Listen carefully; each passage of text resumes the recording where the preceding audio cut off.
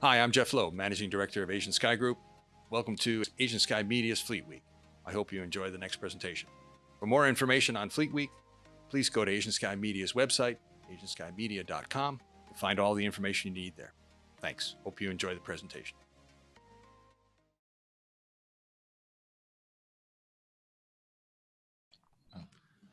So do we have everybody? Yep. We got everybody. Okay. So I'd like to ask everyone just to take a minute to introduce themselves, starting with Mr. Wu. All right. Okay. My name is Zhendong Wu. In the Chinese way, so Wu Zhendong. So I've been in the business since 1983.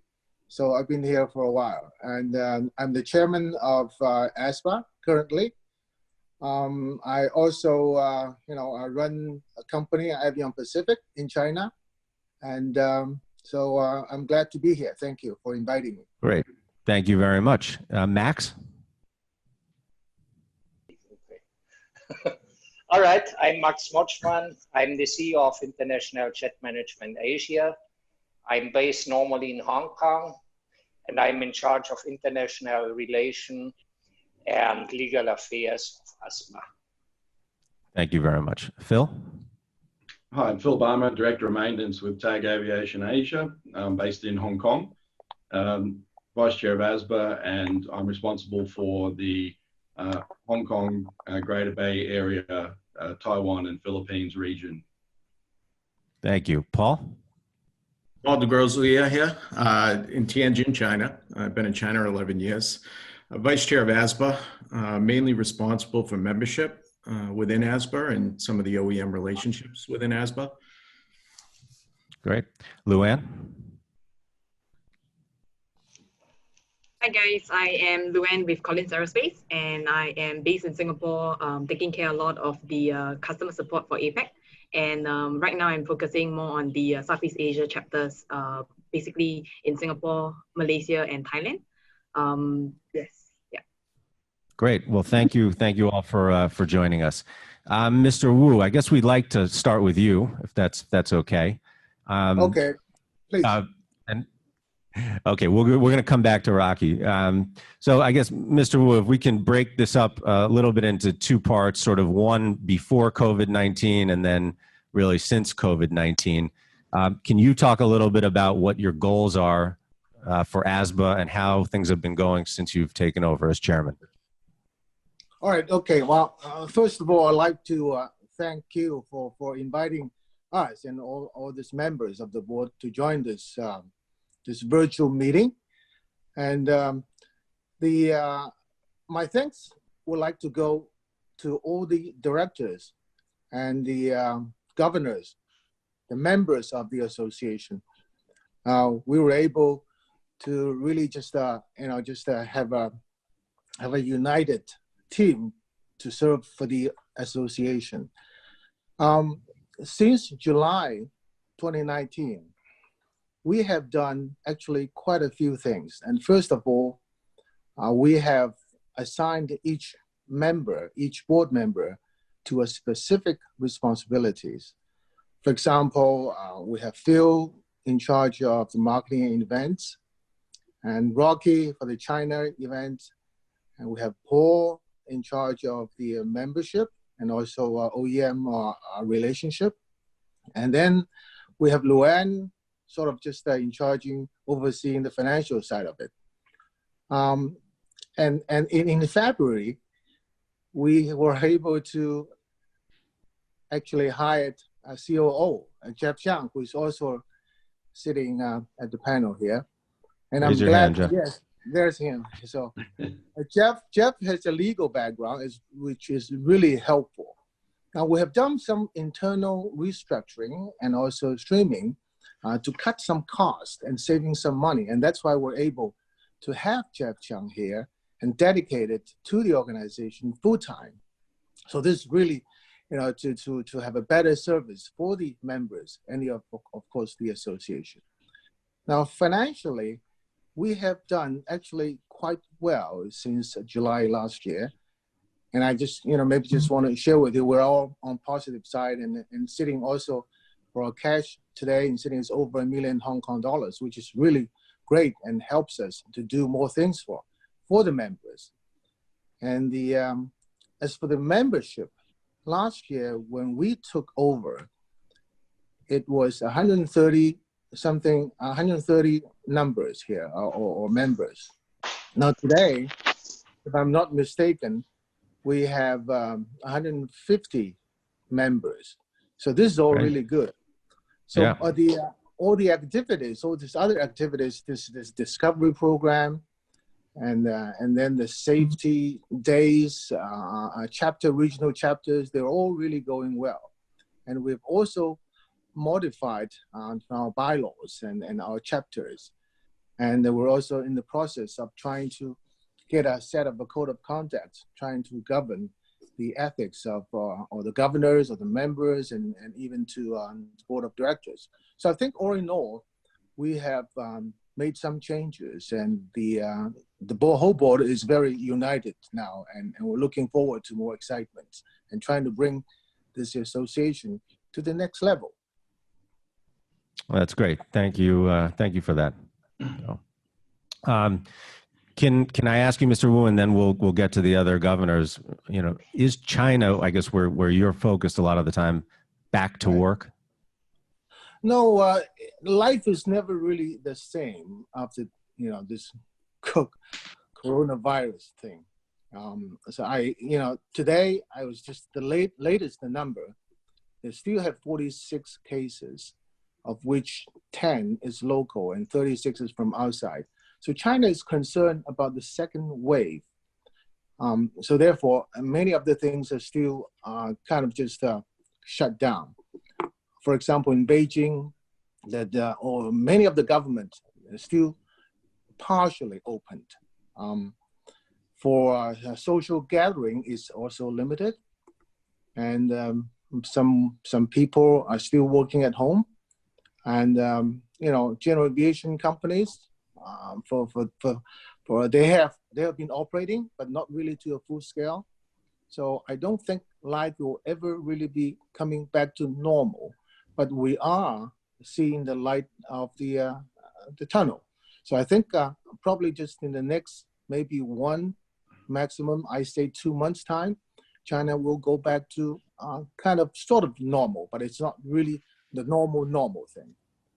That's encouraging. As Max and I always refer to it, there's going to be a new normal. Right. It's a new normal. So Phil, I guess I'd like to go to you next and talk about two things. One, maybe a little bit of an update on what you're focused on for the Hong Kong chapter, but just as somebody at TAG, a very large business aviation management company, can you sort of shed any insight into what's happened with business aviation during this time period? Well, the need or the desire to travel is still there, but we're literally working around all of the restrictions that have been gradually imposed since this whole thing began. And we're working very hard to try and get all of the client flights completed. But it's just become more and more difficult as the situation has progressed to the point where there's so many aircraft parked right now that the situation is quite interesting. It's definitely affected us, and in fact, all aviation companies. And from our survey that we put out to the members, about 75% of the members were saying that their business was drastically affected. So there is a massive impact, and there's definitely been an impact to the flying, and it's just purely restriction based. I think every operator that we've talked to has really done everything possible to keep flights going and to get people repatriated over the time, but the noose is getting tighter and tighter to the point where many operations have had to park for the time being. Phil, I'll let Jeff jump in. Is there space to park? Yeah, I was going to ask that. At Hong Kong Airport? Obviously Cathay and Cathay Dragon and all the other commercial airliners have got their fleets down as well. So I keep hearing stories of, you got to drop and go at Hong Kong these days. Yes, that's exactly the issue. I mean, we've been on a bit of a roller coaster at Hong Kong regarding slots versus parking. Originally, the parking was the biggest problem in Hong Kong, and then the slot regulations were enforced, and then we had all sorts of issues with slots. Obviously, at the moment, given the airport traffic is down around 90-odd%, slots are no longer the problem, but parking is definitely an issue. I think at last check, there was around 95 business jets parked in Hong Kong, which is an unprecedented number. And the government and the authorities here have actually been very helpful in trying to maximize parking for all of the users of the airport. But this creates some issues because maintenance in Hong Kong, we take opportunistic hangar slots, when they become available, and if nobody's flying, those hangar slots are a bit of a problem. So we're doing all the work on the line, and it's been challenging because there's aircraft parked in remote areas where we can't do work on the aircraft, or cleaning or bright work, that sort of thing. And we have to do a bit of a juggling game, and Hong Kong Business Aviation Centre have been jumping through many hoops trying to accommodate all of these requests with very, very overwhelmed parking situation. Well, let me then jump to Max on this, because I think what Phil, you're saying is relevant here. Max, over the last however many years, there's been a move in the Philippines to either build new facilities or become an offtake center for Hong Kong airport, or it's too congested. Have you actually seen this trend where people are actually moving their planes to the Philippines because Hong Kong is too congested? Actually, not very much. Aircraft are moving from Hong Kong to the Philippines. Metrojet is building a facility right now there. Subic, unfortunately, has not come up with the instrument approach, but it should be operative within the year, hopefully, so that the airport is operating 24/7 in all weather conditions. Right now, the operation is really limited to Manila for passengers and small aircraft for repatriation. Clark is officially closed, but cargo flights and special permit flights can go into Clark. Cebu, there is no way to get to the airport because the governor of Cebu has locked down the airport. So this is the situation right now. The airports themselves, the new airports, are on track. Clark is hoping to open their terminal later this year. And the Bulacan airport is on hold at the moment, pending a review of the Department of Finance. Is this a movement of business jets from Hong Kong to the Philippines is really not seen much. Okay, interesting. Jeff, anything? I was going to move it back to Phil and talk. You've got, if you want, for like the Hong Kong chapter, we certainly had issues that we were trying to deal and elevate and work with the local authorities. Where do you think the priorities are going to be once we hopefully shake off this situation? And I guess what is AsBAA trying to do with, put inputs or provide inputs back to the authorities on how the exit plan may be for business aviation? And again, what are you lobbying for or trying to, put in place as regarding? I guess we all think at some point in time or in the future, we're going to have different health requirements or screening processes. Is AsBAA sort of trying to get in front of this and suggest some solutions to the authorities on how we move forward once we get through, if you will, the tough part of this issue with COVID-19? What's next, and how do we manage that, and what is AsBAA doing to try to shape that argument or that solution?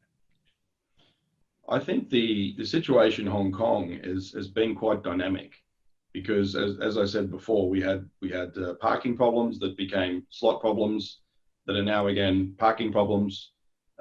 So I think going forward, we've been dealing predominantly with a capacity airport. And we have to basically, the users need to share that space.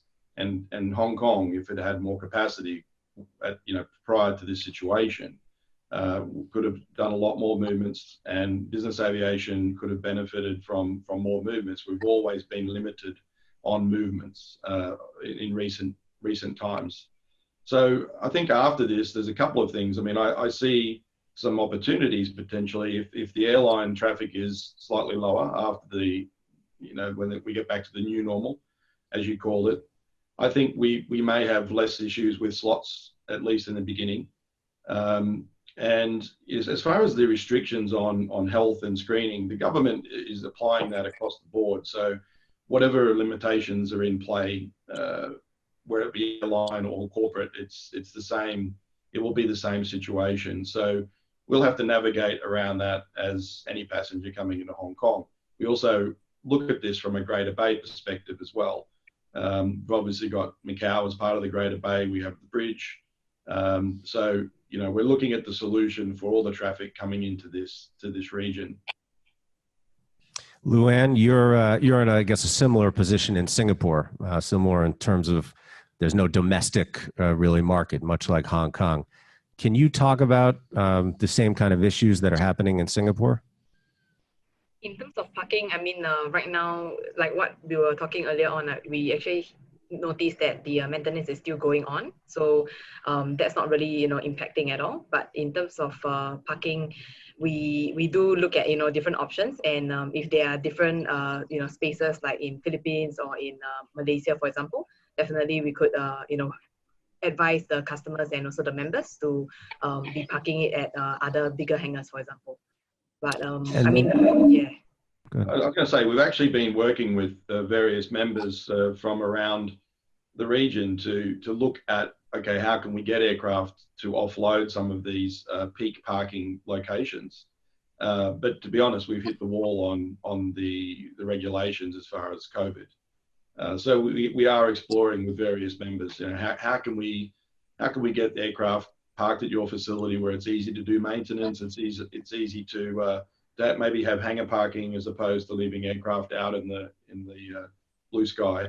But we are struggling because we're hitting limitations on being able to ferry aircraft right now. Paul, anything you can comment about what's happening in Tianjin? I know it's a little bit of a different situation for you. You're quite busy. I guess aircraft have been able to come in.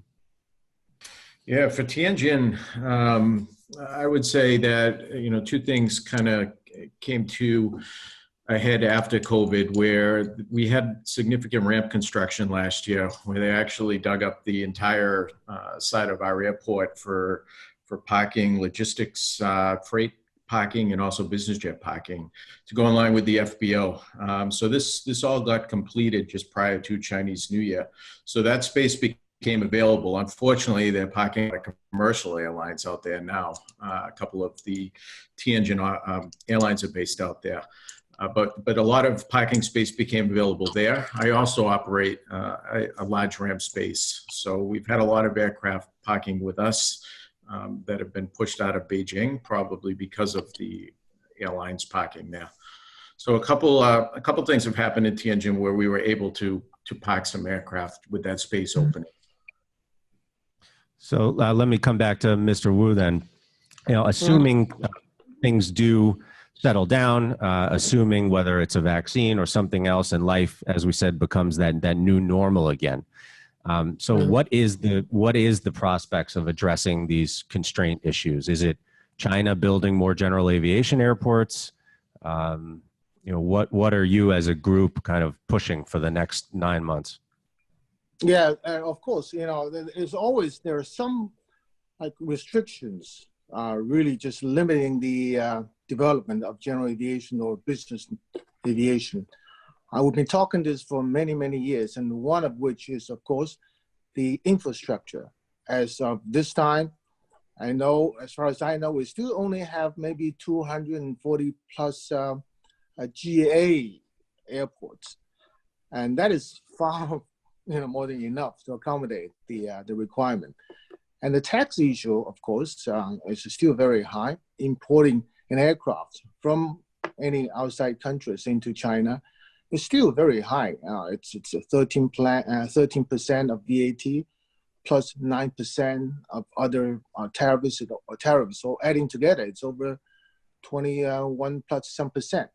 So tax and infrastructure, and also lack of really well-trained personnel and management. That's also another area where we'd like to have more professionals getting into this industry. In the long term, in the next 9 months, I will see the demand is actually there as soon as it opens up. And I think there's a pent-up demand. Now, we're talking about business aviation. In this pandemic situation, where commercial airlines is not really the preferred travel tools, the general aviation business aircraft actually is in high demand domestically in China. I've noticed that many of the operators and the jet companies operators, their amount of charter flights just domestically in China has increased. And the helicopters, they're flying into Wuhan and carrying all these PPEs and carrying patients. And so this is all happening. And the government has really given a lot of incentives to these GA companies. Like each hour you fly for this medical aid, you're going to get like almost $1,000 as a government supplement to that. So, this is really encouraging. So I see in the next 9 months, as soon as we open up kind of into the new normal thing, the demand is there, and it's traveling by business aviation, adding to all the other just advantages for example, it's private and economic, time saving, all that stuff. It also giving some of the businessmen saying, okay, maybe traveling in the private cabin is much more safer with a guy that you don't know next to you. So this is a perfect situation. So where people are starting to think. So I think we'll have a bright future for the business aviation. I mean, Phil and Max, and obviously Rocky on the OEM side. We've got a couple operators and we've got an OEM here. Do you feel or see it the same way that Zhendong sees it? Yes, since also I'm the chapter chair for the China Mainland Committee for AsBAA. So I think generally to say, as Zhendong said, in the COVID-19 crisis, the business jets flights, in fact, in the past, especially in Q1, more than 90% of business jets flights in March were from overseas to China. And also the total number increased dramatically as showed a 3-digit growth. This number is really much bigger than before. So this this was changed daily basis, like different policies and different regions and different countries, they have some restrictions later on. But from the whole period in the Q1, the business jets flights, in fact, increased. And until the March 25th, when CAC started to request inbound business jets flights to provide a letter of acceptance from the provincial government over the destination, this started to control the jets flights to China daily, about 3 flights. But in the flying activity in countries, regions, and airports became different and completely uncontrollable. But this, I can tell, this is a very short-term market behavior, and I think for long run, the growth in this time, especially, this is a really good opportunity for business aviation to show their advantages. So this created more opportunities for the customers, and also let the customer know the business jets is a good choice. And in another side, for the flying activities for the epidemic, according to CAC statistics, and by March 23rd, I think that 141 general aviation operators have used about 976 aircraft to perform the tasks for the epidemic prevention and control. They transport people and supplies, and they reported it's about 89 tons of supplies to different destinations during this period. I think this, with the advantages of flexibility and efficiency, I think the jets and the general aviation airplanes have actively participated in this delivery of supplies during the epidemic. I think after this period, when the countries are open, when the cities transportation is open, I think the general aviation and business aviation will get a recovery faster than transport aviation side. Yeah, I just want to add one more point to Rocky's comment on that. We found that 80% of the general aviation business clients, they are from the governments or the agencies. So after this pandemic thing, I think the government of China is going to be probably requiring more or paying more attention to the general aviation development area. So so this is the encouraging news, I think. I think that's right. Well, I was going to say, I mean, talking to a number of you here, you've all got some encouraging news. And I guess the next question I have, that maybe Jeff here can address it as well. I mean, what do you think AsBAA's role needs to be right now then to help its members? What do you need to be doing, and how are you going to do that? And again, you've all got good messages, and how are you going to go about getting that message out to the members? And if you will, much as we're doing today, seeing that light at the end of the tunnel, but you know, maybe a lot of the members don't get the benefit of having a group like this in front of them. So Right. how's AsBAA going to, I mean, what do you think you need to do now? How do you need to communicate with the members? What's the message? Right. How are we going to get it across? And again, maybe that's Jeff here. Okay, let me just jump in here. Maybe just Jeff Chang can just take it over later. Now, what we are doing right now is, first of all, just a few weeks ago, we sent out our surveys and trying to go out into each members and asking for, you know, what are their concerns and their suggestions, how we can be helpful to them during this pandemic thing.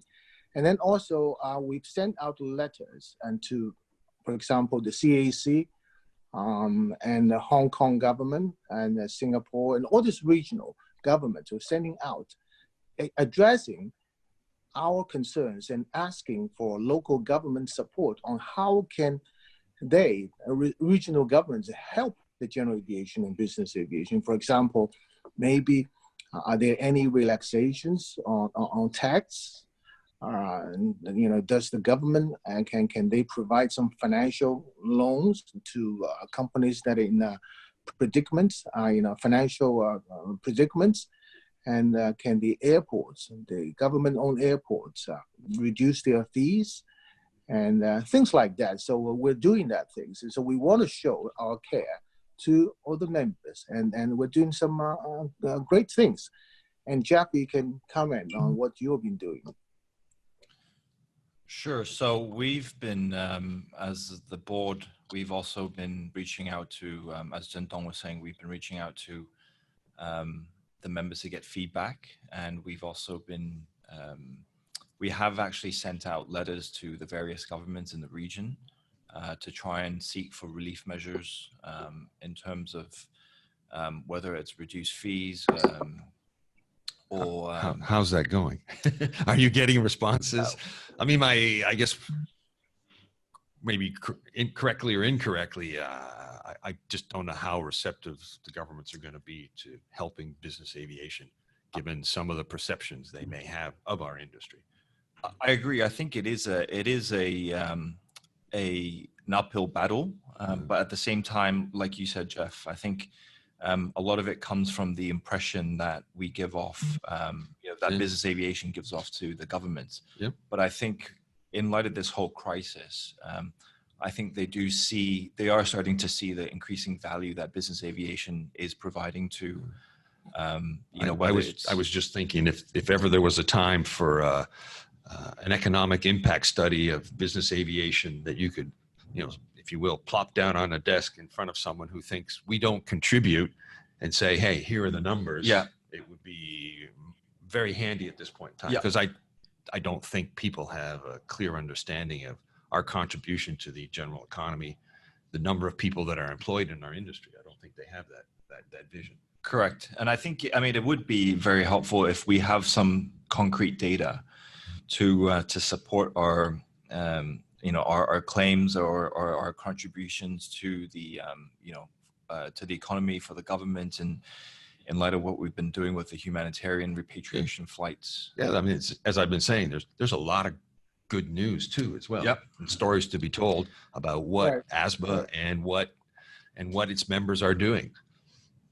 Yep, exactly. Yeah, I agree. So I think, we will be, I think in addition to sending out the letters to the government seeking for various relief measures, we will also be, seeing if we can get a little bit more sort of concrete data in terms of, putting something together so that we can actually put that forward to the governments to actually show them the value that business aviation brings to the communities. That's great. So look, we've got a lot of expertise on this call. You all have particular expertise in different areas and different locations. I think there's going to be a lot of people watching this to try to glean some insight into what's happening in Asia. So I'd like to switch tack a little bit and maybe ask some of you some more specific questions, if that's okay.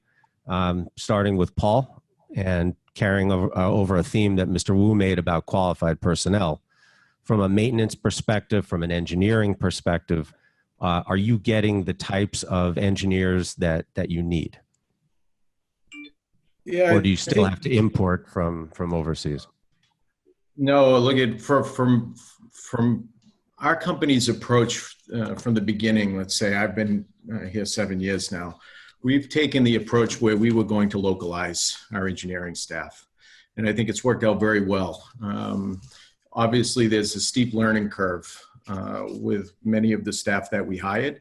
They came from other MROs, mainly airline MROs with some limited business jet experience. So we had to build that capability up.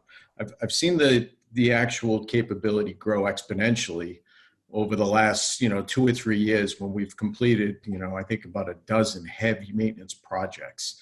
So I think as I look forward, it becomes critical where we focus on staff retention, because now that I've built that experience, that localized experience to a level where it's at, say, that expat engineer experience, I have to make sure that they stick around. And we've been able to do that. We've had very, very low turnover from an engineering standpoint. But it takes time. So now we develop that. We hire young engineers straight out of university with very, very limited experience. And then we bring them up through our program, our training program. And then they eventually become full certifying staff. And we do type trainings. So it's kind of a development process, but we've definitely taken the approach where we were going to localize it. I am the only expat that works at this MRO. The entire staff is localized. I'd even say just even beyond your own operation, just China as a whole. I mean, you have to compete for personnel with a very fast-growing airline industry, just overall across the country for general aviation, business aviation. Are we starting to see more and more people choosing that as a career path? I think overall it's still limited. We've had some luck with the university locally here in Tianjin. It's one of the top aviation aeronautical universities in China. So we did have a discovery program with AsBAA Discovery coming in. We invited a number of students and professors over to get their first look from any of them at what business aviation has to offer, in particular what MRO facility looks like. And they were able to tour the facility. We brought in many speakers to explain what business aviation was. within AsBAA. Some of the members took part in that. So we had further communication with the university of how we can get students now and interns to participate here.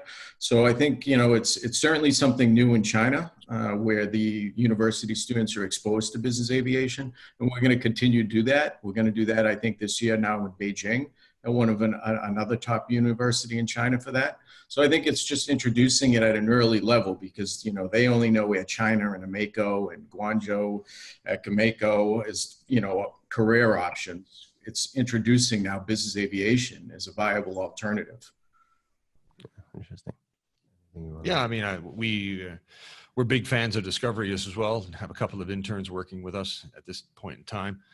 And again, it's I guess it's on all of us to try to, as much as possible, introduce our industry to as many of the, if you will, the impressionable youth out there, if you will, on the pros and cons of our business. And so certainly, I know we here at Asian Sky Group we've been participating in that for a number of years now. We see a lot of value in it. So I guess the question then being, I mean, that's from Paul. How about you, Phil, and Max as well? Yeah, I mean, I know, Max, you've been very active in this as well. So I'm very interested to see your perspective, particularly in what you're seeing and what you're doing in the Philippines. All right, let's start a little bit overview of the Philippines. In the past, business aviation was not very recognized, and only in the last almost 3 years since AsBAA's chapter has been incorporated here or formed. We have been active and getting the authorities to talk to us, listening to us, and also taking actions. Unfortunately, in the bureaucratic setting of the Philippines, business aviation has dropped again in the last couple of months back to a, let's say, minor priority. What we are doing now is we are trying to bring people via the Discovery program, make them interested, inclusive their parents, and understand what is business aviation all about. We have started the Discovery, we launched the Discovery program in November. We had a safety day also in November on the following day, and the response was very great. So we were looking forward to a great year, but right now everything has been put on hold. What is fantastic to see is that the business aviation community, particularly turboprop operators, helicopter operators, are doing a fantastic job supplying the far-flung communities with much needed PPE, with medical equipment, with medicines, as the airlines are virtually not operating anymore here. We have some cargo flights, but that's it. So we don't know yet how the aviation sector here will be relaunched in the next couple of weeks or months. We are under lockdown, and we are working at the moment on plans again, how to supply the country with medical, how to bring the last tourists which are struggling on the islands back to Manila. This is our biggest challenge right now, as everything has fallen asleep. Max, I mean, the Philippines has always been known for producing, I think, good engineers, good mechanics, but there was always a feeling that some of the best talent maybe went overseas, that they could earn more working in Dubai or somewhere in the UAE. Do you see anything that could encourage those engineers to come back or to build up? Yes, Max, this is a very good question. We have worked on this with the government under the new tax reform program, where we are encouraging through our contacts the lawmakers to give incentives to returning Philippine overseas worker with special skills in aviation. Unfortunately, the program or the discussion in Congress have stopped, but we hope once we are getting back into a normal working life, we can bring people in and foster a program that engineers which are working overseas can come back to the Philippines and go and work here under OEMs with special tax incentive programs. I hope this will still be pushing through right after this lockdown and when things are getting back to normal. Yeah, no, I mean, I've asked the same question to Phil. I mean, how he sees the, if you will, the labor market in here, and also as one of the biggest operators in Asia. Zhendong spoke before about a pent-up demand, and I guess, and are you feeling that from all your owners as well, that, you know, once things do get back to normal, it's back to normal flying, or are you feeling there's a change? Just quickly on Discovery, which was the original question, to me, it's a vital part of what we do in AsBAA.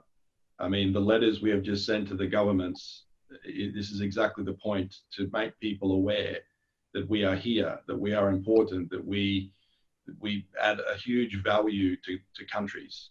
And whether it's waking up the people in the governments to make them aware of our value, and even to make students aware that this career exists, is a very important part of what we do at AsBAA.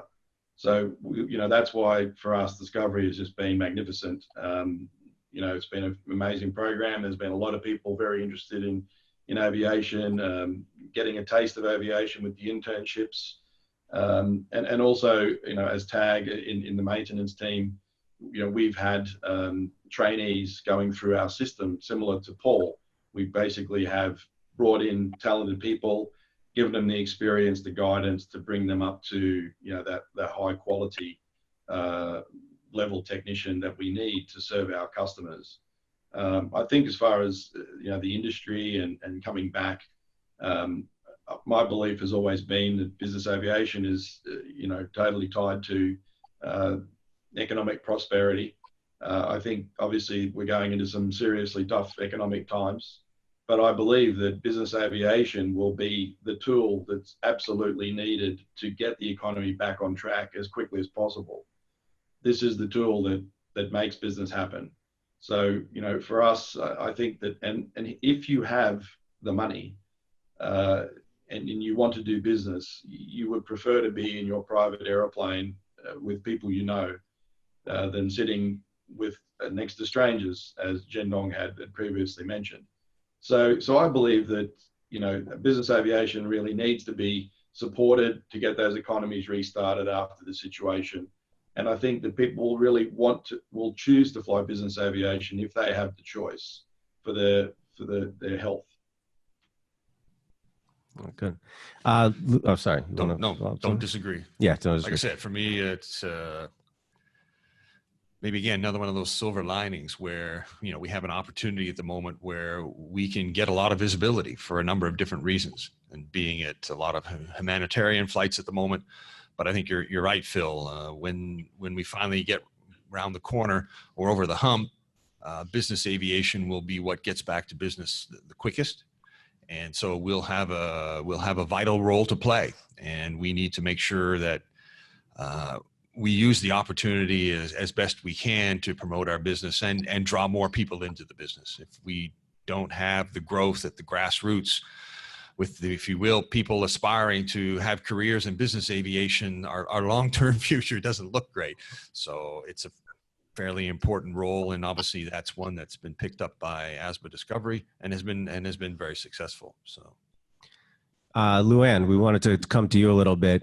Singapore has become really a hub for maintenance, MRO work, technology. Can you shed any light onto what's happening in Seletar, or what sort of the next phase of the plan is? We have right now, in terms of Singapore, obviously, you like what you mentioned, it's one of the choice location for maintenance, and I believe with a lot of insights from board of governors that are working at Seletar, we also do hear that there is that growth and the activity. And always we are trying to get more in touch with the Seletar CAG kind of group, and really kind of work with them closer to understand what's their expansion plans like in the coming years. And I mean, in terms of service centers, I believe Singapore, even though it has good space and it has good infrastructure, there is also very good competition across Southeast Asia and APAC. And it's, at the end of the day, it's various places are going to be similar, and Singapore would be one of the good choice for a lot of the companies there. Because the Singapore government, I mean, years ago, really took an active role in trying to develop Seletar. Very different situation than you have, say, in Hong Kong, where they decided that business aviation could be an economic driver. You see that continuing? I think at the end of the day, that's why, associations like AsBAA comes very strongly into play. At the end of the day, it's precisely because we want to look out for the members, especially say in Singapore. That's why we are here to engage with, we actually have new chapter heads in Singapore, Yogi and also James, to actually support us in engaging with the authorities. So I think it's really at the end of the day, having that relationship close enough with the authorities in Singapore to be able to let them know about our perspective. And even if, certain rulings are not available for us, in terms of like getting it across to us before things actually happen, at least, they could seek out our opinion, or maybe seek out certain key organizations that have a good, dominating kind of, role in Seletar. So I think it really is a play of how do we engage, and we are very excited to have that in this year. Yeah. Okay, good.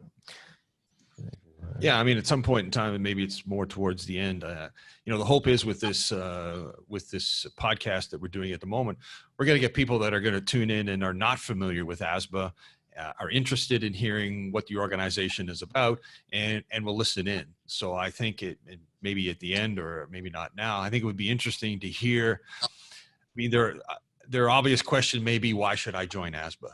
And I think the answer to that maybe is on a Zhendong Jeff level, but then also individually at each one of the chapters. I mean, I think, and Paul, I think you're in charge of membership, but I think it's everyone's role to drive membership. I mean, what do we want to tell people as far as what's the value for them to join the Singapore chapter? What are they going to get out of it? What do we expect them to provide to us too? I mean, it's a two-way street. We want members that are active, that are going to be contributors as well. So I think if we can maybe take the opportunity from Zhendong and Jeff to hear AsBAA as an organization, why do you want to join AsBAA? And if you do join AsBAA, what do we expect you to contribute back to us? It's a two-way street. And then maybe individually from each one of the chapter members, because each region has different issues. Each region may have different appeals to hopefully the new members. So what's the sales pitch we can have for the organization? Well, okay, now AsBAA, as you know, it's under IBAC, International Business Aviation. So we're one of the subsidiaries organizations. As many of the other industries, they all have their associations. And AsBAA is the Business Aviation Association, where we created, or we are a platform this platform through which we can, all the members, share the information. We can share the expertise, we can share the network, we can share all our experiences, operating environments, and also we build up a voice, that this voice can represent or the members and approaching to the government. So advocacy of business aviation. So I think this is a great idea, and it's a superb platform where people in the industry can gather together and find our solutions and to improve and take it to the next level, and even finding business opportunities as well. again, I see Zhendong as providing that, as you would expect from a chairman, that sort of broad overview. But if from an operating level as a member, I mean, I receive weekly digests that keep me up to date. Again, so what other services may be available to members? Again, for either them to get information or for them to provide information back. I mean, Zhendong mentioned some, operational, again, a lot of expertise out here. How does that get fed into AsBAA and then get fed back out of AsBAA to the members? So just following on from Zhendong's message just now, I think, at AsBAA really, there are three basic core pillars to AsBAA. So one is obviously the advocacy part. So in terms of what AsBAA can do, we will certainly, especially in times like this is where, we as an organization will advocate to the various governments asking for, whether it's relief measures or financial support for the industry. And then on the second pillar being representation, where we will represent the members in dealing with various governments or various government bodies to see what we can do to help the members that are either in financial issues, or whether it's a regular case of let's say slots or parking or operating hours like with Singapore. And then obviously the third pillar would be the community aspect, and what Zhendong was saying, where we get all the members together, where we can not just from a social point of view, but in terms of the business point of view, where we can make connections for the members to get to know each other, whether it's a member that wants to reach out to somebody in China for MRO or charter, or whether it's a Hong Kong company for management, let's say. So in terms of what we can do, we are able to provide a very broad platform for the members to do their business within APAC. And I think in terms of what the members can do for the association, we want to help them, but in order for that to happen, we need them to help us as well. And that is obviously by providing crucial information like what's happening. So it's kind now. of a Jerry Maguire moment. Help me, help you. Exactly, right? Exactly. Yeah. I mean, I obviously Right. I get it. I mean, the more members we have, the bigger voice we have. Exactly. It's simple math in that sense. And I think, during this whole COVID-19 crisis, we're seeing that, we're able to become a source of information for a lot of the members, purely because the members are actually feeding the information back to us. So sometimes, I know it can be time consuming to do these surveys or answering questions, but we do appreciate and we do value all the feedback that we can get. That is the only way that we can sort of collect and collate all the information that, from all the various members in all the various countries, to process that, and then to sort of feed that back out to all the members on our website or through various social media platforms or through the AsBAA Digest.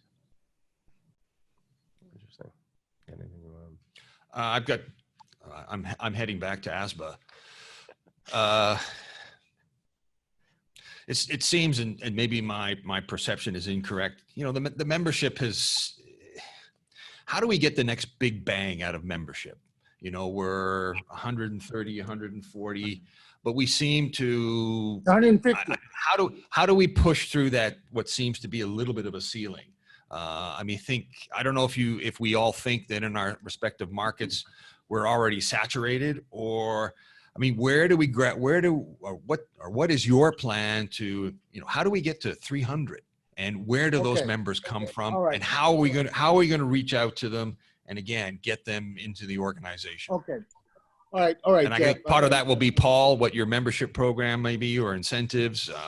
And likewise, maybe also you, Phil. I mean, I know you're responsible for the marketing side. It's pretty tough market to be marketing in right at the moment. So what plans or are there no plans for the rest of the year, or how do we see the marketing side going forward as well?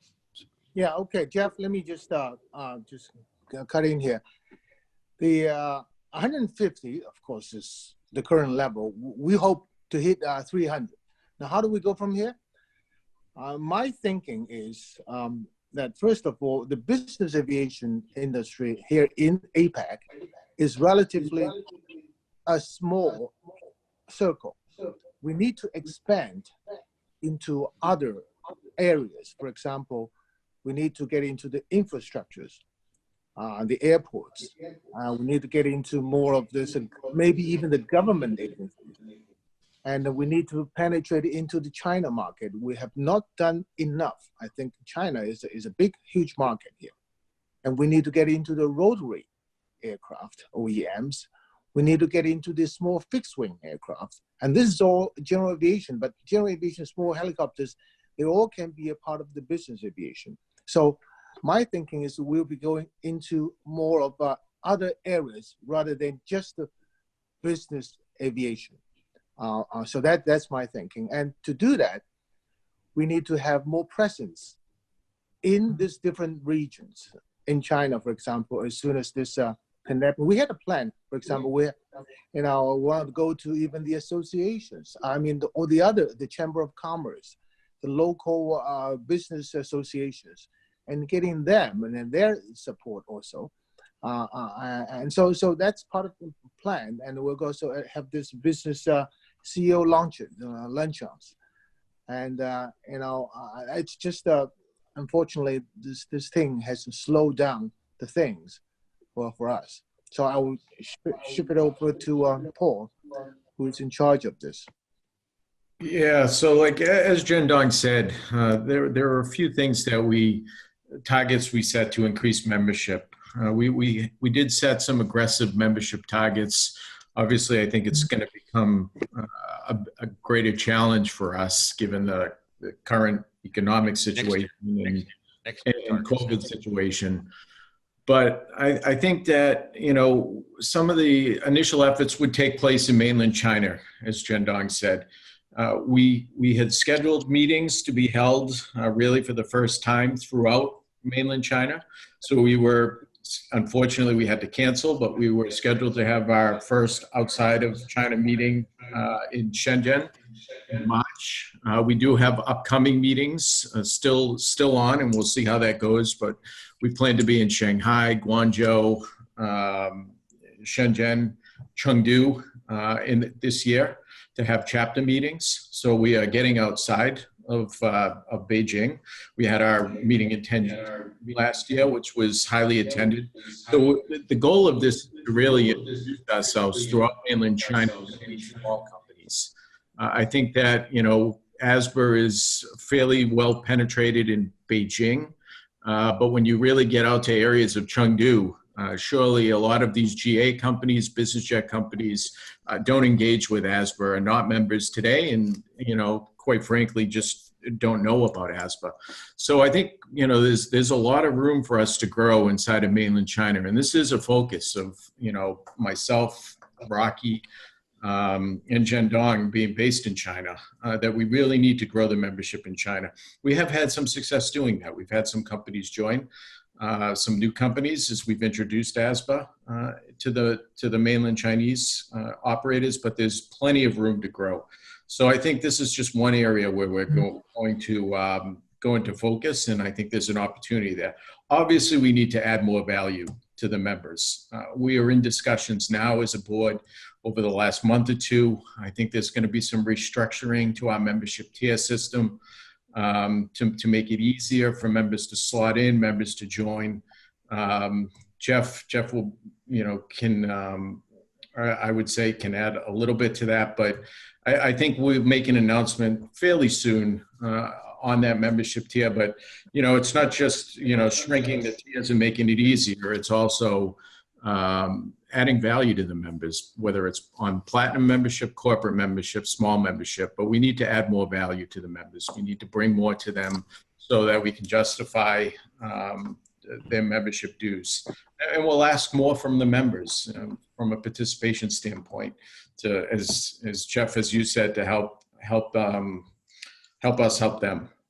So that's kind of, I guess, a brief overview of where membership stands and how we're going to grow. Do you want to set a sales target for AsBAA, Jeff, right now?